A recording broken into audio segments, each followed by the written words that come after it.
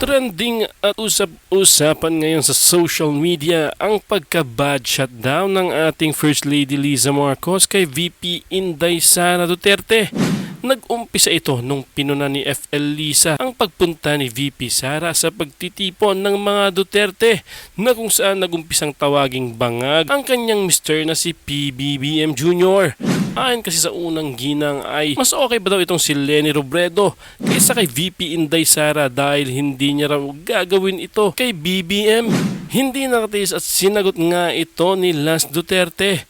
Tila nagka-amnesia daw ito at nakalimutan ang mga paninira ni Leni at ng mga taga-kampo ng Rosas na Dilaw.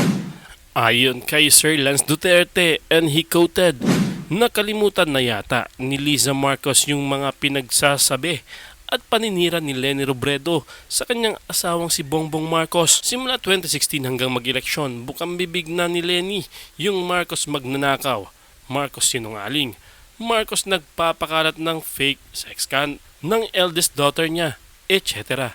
Maliwanag pa sa sikat ng araw na mas pinupuri pa ni Liza si Leni kesa kay Inday Sara na mas pinakinabangan at ginamit nila para makabalik sa gobyerno.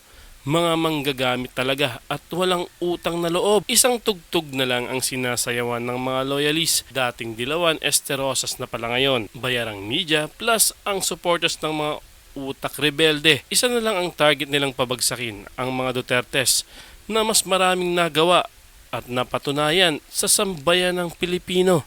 Unquote.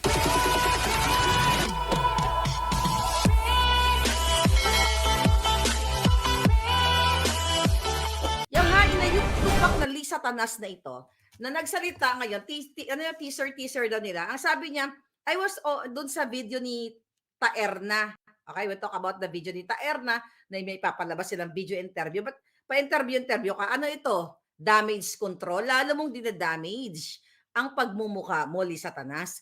Sabi niya, I was always kind to her. Bad shot na yan sa akin. Ano ka, bangag? Sabi niya, I was always kind to her. Never ka naging kind kay Liz, kaya Sarah. Insecurista kang bigatot, alpot, patutot ka. Nan, muna. Insecurista ka. Ha? Sabi ko nga maganda pa ang ingro ni Inday de hamak sa'yo. Tapos yung mga wordings mo, akala ko ba social kang alpotera ka? Bad shot na, sabi niya, bad shot na yan sa akin. Di ba pang senglot lang yan eh. Pang pulboronic yan. Yan ba ang very New York? Very Harlem, very dugyot. Nababagay ka sa pusali na kidnapper ka. Kidnapper ka, Lisa. Bakit hindi mo ako kasuhan?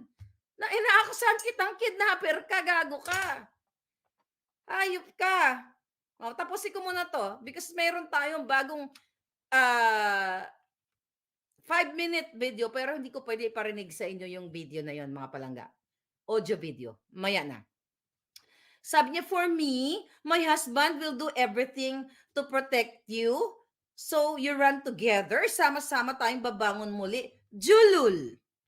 Una, sabi mo, I was always kind to her. Yung ginayupa ka, si Glenn Chong, si Vic Rodriguez, napakabait sa inyo, gratis, libreng hayop kayo. Anong ginawa mo? Sinungaling ka, hindi ka mabait. Demonyita ka. Kung kaya mo ipakidnap ang minor de edad na tumatangis, umiiyak, na sumisigaw na ang sabi ng bata, Mommy, don't leave me, don't leave me. Narinig ko kanina, mga palangga. Ano ang mamaya na yon, sige. Tapusin ko to. Ano sabi mo? I was always kind to her. Never ka naging kind.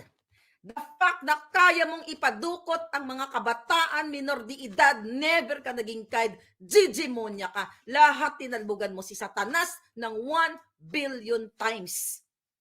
More than that. Ngayon, bad shot na yan, sabi mo. For me, my husband will do everything to protect you.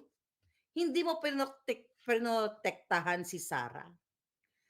Nung sinira nyo, nagbayad kayo ng mga dugyot gamit ang pera ng bayan sa confidential fund na 125 million.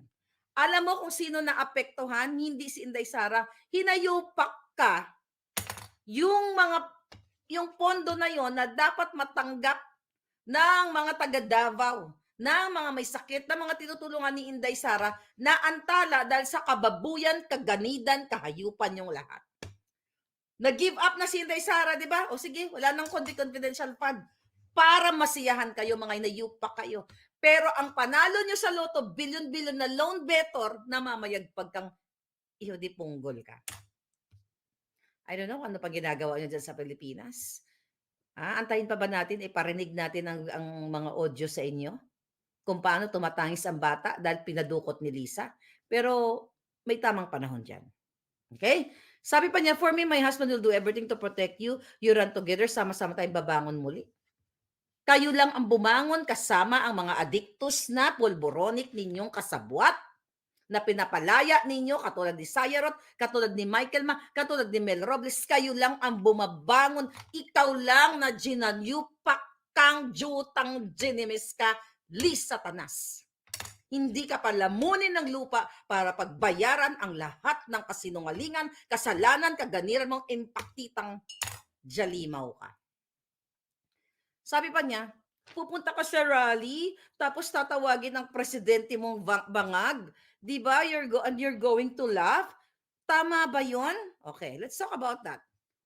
Unang-una, tatay niya yon. Wala kang karapatang pigilan si Sara kung saang rally siya gustong pumunta. Pinapakita mo lang na diktador kang Cordoroy ka. Tatay niya yon, wala kang karapatang pigilan siya kung humalakak siya, umiyak siya, tumalon siya. Kita mo, lumalabas sa bunganga mong halimaw ka. Sa imong punta ka sa rally, tatawagin presidente bangag. Bakit hindi ba bangag si Kuting? Alam nga ni Aimee. Tinatanong nga ni Aimee kung si Pebbles daw ba ay inuutusan mong bumili ng shab-shab.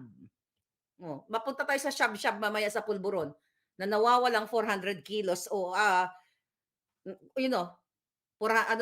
instead of 1.8, 1.4 na lang daw yung nasa kote doon sa alitagtag. Masakit ba ang bangag na salita? O bakit hindi ka magpa-pulburon test? Kayong lahat. Bangag, masakit ang bangag. Yung pag-kidnap mo sa mga bata, mas masakit ang ginawa mo, Lisa Araneta Marcos, kidnapper ka. Bakit ko inuulit-ulit ang pangalan mo? So you can file a case against me. It's not blind item.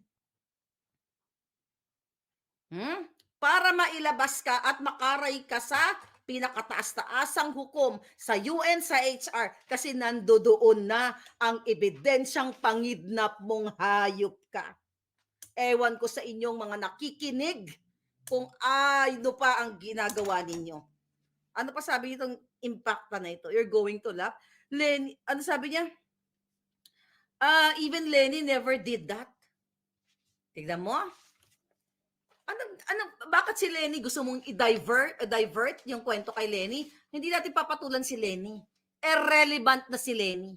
I'm not gonna waste my time, mga palangga. Okay? I'm not gonna waste my time para patulan si Lenny. Pero si Lenny tinawag kayong magnanakaw, murderer, lahat ng kasamaan itinawag sa inyo, bangag ka nga. Balikan mo ang mga video ni Lenny, lahat ng kawat, lahat ng mga pangit na salita ng mga dilawan, huhukayin nga, di ba? Ni Kiko, okay? Ni Kiko Pangilinan ang si Marcos Sr. Imagine nyo kung gaano kahayop ang mga dilawan. Pare-pareho lang naman kayo.